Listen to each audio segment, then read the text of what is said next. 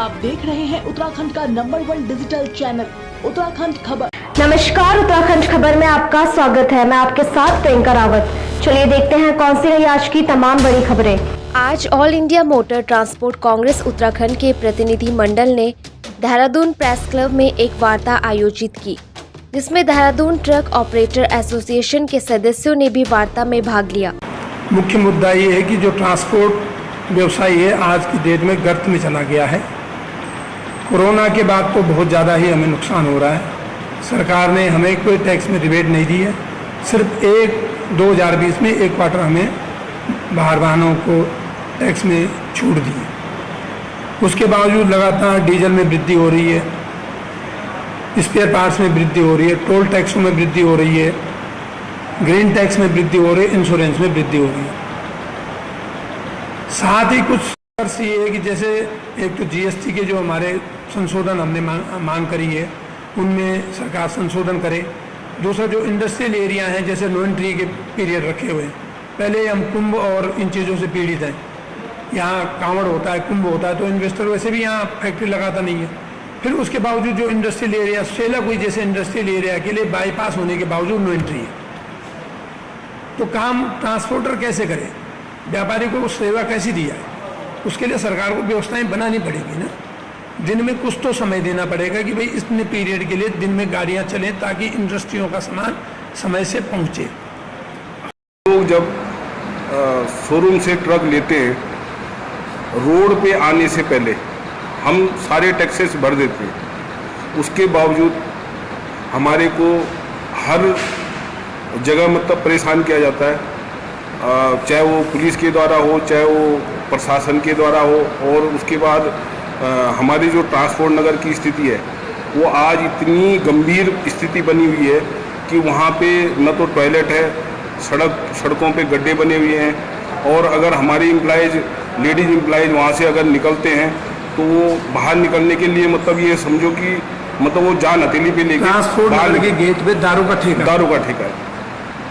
चलो ठेका है, उसके लिए प्रशासन को चाहिए कि भाई उनके लिए सुविधा बनाए। पीने के लिए रोड पे सारे रोड पे मतलब वहाँ पे खुले आम पी रहे हैं और खुले आम जाम लग रहा है वहाँ पे, मतलब आने जाने की बहुत ही गंभीर समस्या है वहाँ।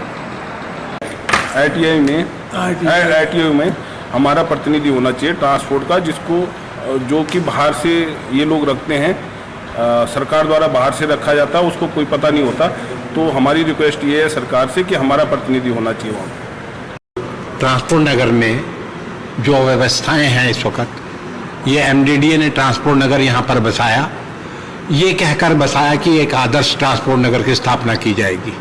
जब ये ट्रांसपोर्ट नगर बना, उसका डेवलपमेंट हुआ, तो उसके बाद से हम लगातार इसके अंदर से प्रयास करते आ रहे हैं कि जो भी इसमें सुविधाओं का अभाव है उसको जल्द से जल्द पूरा किया जाए। आप ये देखें कि प्रधानमंत्री जी की स्वच्छ आवास योजना और इस तरह का स्वच्छता अभियान के तहत भी आप इतना बड़ा ट्रांसपोर्ट नगर बना हुआ है जिसके अंदर सीवर लाइन की कोई व्यवस्था नहीं है। मैंने एमडीडीए के सचिव महोदय को भी भौतिक अवलोकन उसका करवाया, जिसके अंदर मैंने उन्हें बताया कि आपके द्वारा यहाँ पर बनवाया गया सुलभ शौचालय, उसका वेस्ट भी नालियों के अंदर जा रहा है और वो भरने के बाद फिर वो पानी होटलों के ठेलियों के आगे बढ़ता है, जिससे अंदर वहाँ पर बहुत बड़ी बीमारी फैलने का खतरा होता है। पानी इतना भरा रहता है जिसके अंदर डेंगू हर साल वहाँ के व्यवसायियों को होता है, चाहे वो स्पेयर पार्ट का शॉप हो, चाहे वो मिस्त्री हो, चाहे वो ट्रांसपोर्टर हो। इस तरह वहाँ सारा दिन मच्छर रहता है जिसके अंदर बीमारी होती है। हमने बार बार इन्हें ये अनुरोध किया कि आप कोई ऐसी व्यवस्था बनाएं जिससे ये पानी का ड्रेनेज ये निकल जाए यहाँ से। कोई वहाँ पर डिस्पोजल सिस्टम नहीं है। एसटीपी प्लांट लगाने की बात हुई थी, वो भी इन लोगों ने नहीं लगाया। एमडीडीए को बार बार गुहार लगाई, मुख्यमंत्री तक को भी उस वक़्त के तत्कालीन मुख्यमंत्री त्रिवेंद्र सिंह रावत जी ने उसके जीर्णोद्धार का कुछ पैसा इशू किया था और मैंने उस वक़्त के विधायक महोदय से भी ये प्रार्थना करी थी कि सड़कें बनाने से पहले इसके अंदर सीवरेज लाइन की व्यवस्था कराई जाए, जो आज तक नहीं हुई है। सिवाय चोरी डकैती और इस तरह की टूटी हुई रोडों, खड्डे जिसके अंदर दुर्घटना की संभावना हमेशा बनी रहती है, वो ना तो हमारे एमडीडीए ने, ना वो नगर निगम ने और ना ही प्रशासन ने किसी तरह कोई वो दी है।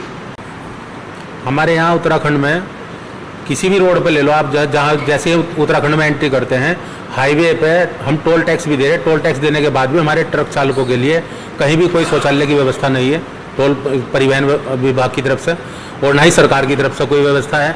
हमारे यहाँ इंडस्ट्रियल एरिया लग गए हैं, लेकिन ट्रांसपोर्ट नगर नहीं है। भगवानपुर में कोई ट्रांसपोर्ट नगर नहीं है, रुड़की में नहीं है, सिडीकुल में, हरिद्वार में नहीं है, और सेलाकुई में कोई ट्रांसपोर्ट नगर नहीं है। हमारे चालक परिचालक बिना शौचालय के भी बहुत परेशान है।